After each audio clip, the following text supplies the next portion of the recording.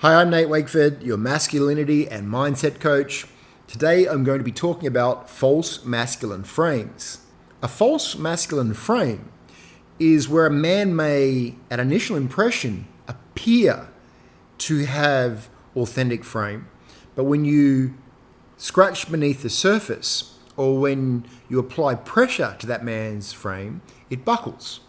Now, this is common for many men, and I can honestly own that there was a time when I had a false masculine frame.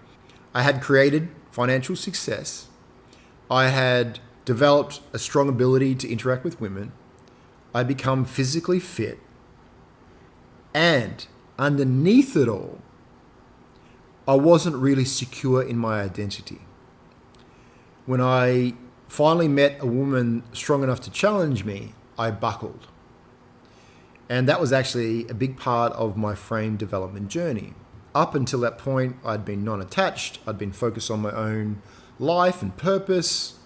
And when I finally attracted a woman who I deemed to be, this will be the one, I placed such emphasis on that I began to fall into her frame. And I fell into a frame where she was constantly telling me how I needed to improve. And because there was validity to elements of it, I began to give away my power to this external source, to this external reflection, to the woman. And what I understood then was that I had a false frame. I hadn't yet fully developed the self-confidence, the behaviors, the disciplines, the reinforcing awareness of my value. I was still placing value outside of myself, and therefore I became vulnerable to that value being taken away from me from this external reflection. That's when I really got into developing my masculine frame. So a false frame is something where you are still externally referenced, where you've achieved an outcome that approximates what a framed man has created for himself, only it's in an unstable and precarious equilibrium. It's something can easily fall over or be taken away. And this, unfortunately, has pretty significant consequences for a man and his relationships. So imagine a scenario where a man is presenting himself to be successful. He has become quite good in interacting with women. He has a reasonable amount of money where he's able to pay his way. And yet he does it all for external validation. The unfortunate part of that reality is the false frame, him putting on a performance, may have been instrumental in him attaining that success. So the strategies he used to gain approval from women, from gaining some sort of financial success, eventually become a burden and cumbersome limitation to the man. Because if it's based on external validation seeking, and he hasn't developed his abilities to nourish himself, he soon becomes a pawn in the outer world reality of validation seeking. Meaning, especially with women, they will eventually have control over him because he hasn't got the authentic frame inside of himself. Now, I've seen this in clients that I've worked with and men in my community, where the man, unfortunately, has not yet experienced enough pain to take action to move beyond the repeating patterns and cycles that he finds himself in.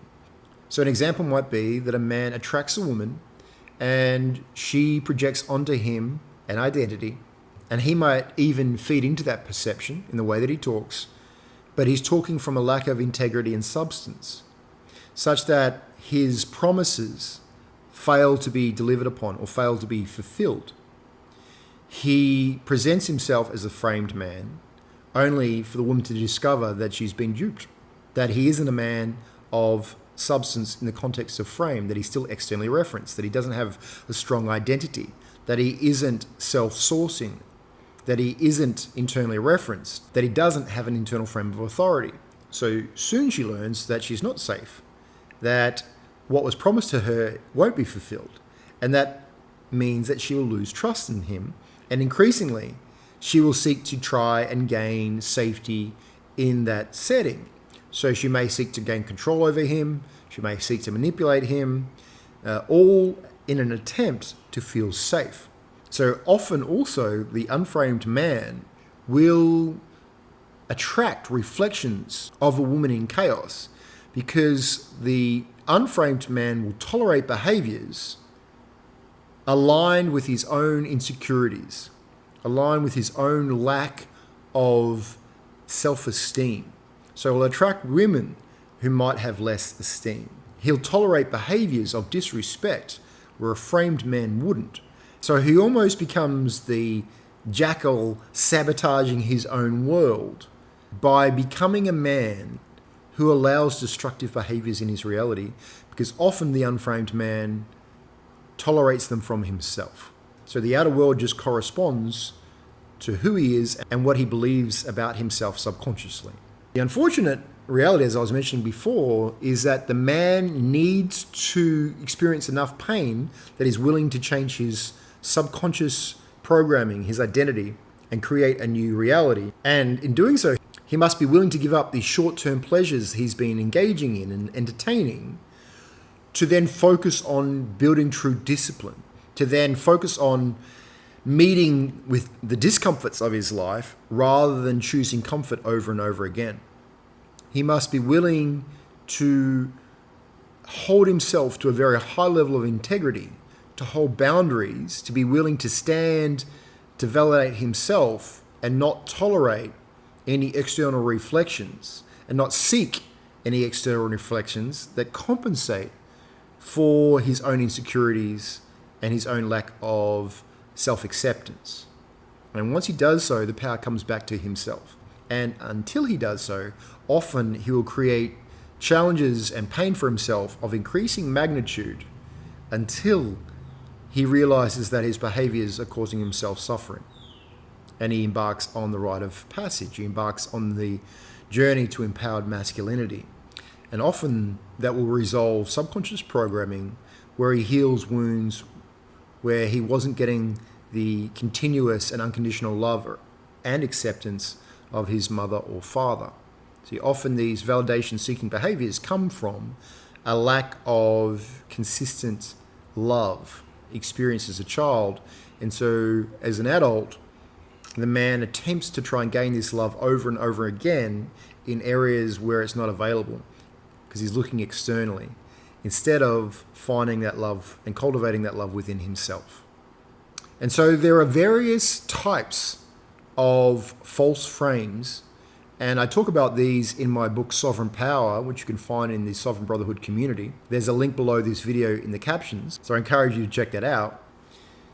But ways that the false frame can be expressed are things like this machoism, a bully, someone who is a player, someone who is a simp, or someone who is a cuck.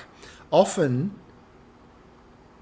a man can present himself in ways where he attracts feminine attention, but not in a way where the woman truly respects him. They're all examples of false frame.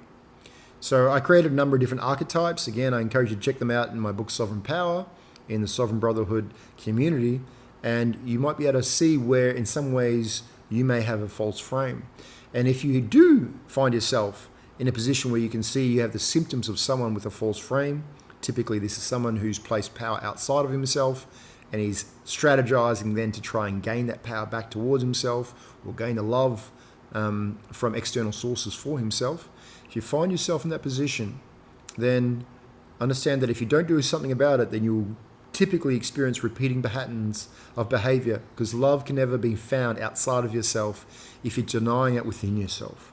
And so there's a specific strategy that you need to embark upon to cultivate that love through self-respect, through discipline, through integrity. No longer seek validation externally, and you become a powerful and integrous man who is self-sourcing, and a man who becomes extraordinary as he learns and masters the art of becoming a framed man. I hope this video has been useful. If it has, please subscribe to my channel, like this video, and share it with a man who could benefit from hearing this message. And if you'd like to further your journey, then join the Sovereign Brotherhood in the captions below. I also offer one-to-one coaching, and again, you can find the details to organize a call with me in the information below this video. Thanks again for watching. I look forward to seeing you in the next one.